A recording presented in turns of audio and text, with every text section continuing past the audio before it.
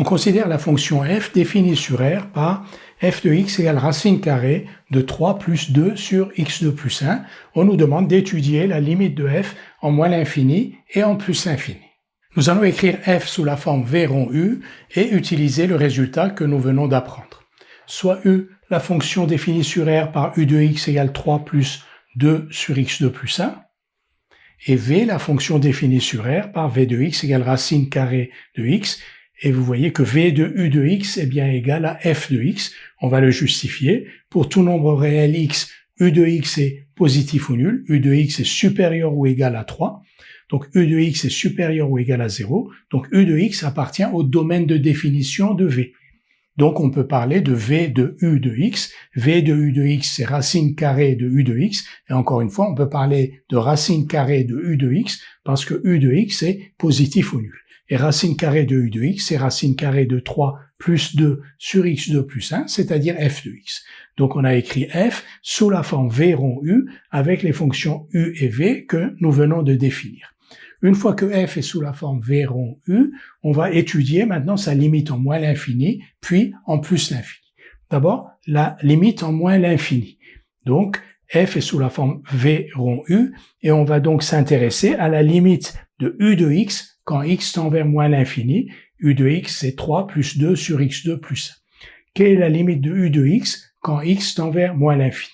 On va commencer par s'intéresser à x2 plus 1. La limite de x2 plus 1 quand x tend vers moins l'infini, comme vous le savez, est égale à plus l'infini, parce que la limite de x2 est égale à plus l'infini, c'est une fonction de référence dont on connaît la limite. La limite de 1 est égale à 1, et par limite d'une somme, limite de x2 plus 1 quand x tend vers moins l'infini est égale à plus l'infini.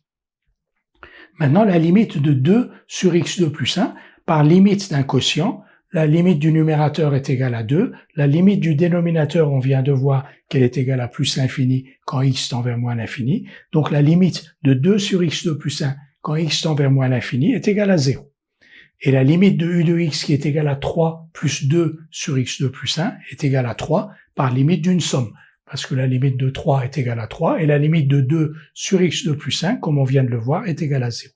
Donc la limite de u de x quand x tend vers moins l'infini est égale à 3. Maintenant, quelle est la limite de f de x quand x tend vers moins l'infini? F de x, c'est v de u de x. La limite de v de u de x quand x tend vers moins l'infini. On vient de voir que la limite de u de x quand x tend vers moins l'infini est égale à 3. Et d'après le résultat que nous venons d'apprendre, la limite de v de u de x quand x tend vers moins l'infini est égale à la limite de v quand x tend vers 3. Donc limite de v de x quand x tend vers 3. Pourquoi 3? Parce que 3 est la limite de u de x quand x tend vers moins l'infini. Et la limite de v de x quand x tend vers 3 est égale à v de 3, c'est-à-dire racine carrée de 3. Nous allons maintenant étudier la limite de f en plus l'infini. Donc c'est exactement le même principe. Limite de x2 plus 1 quand x tend vers plus l'infini est égal à plus l'infini.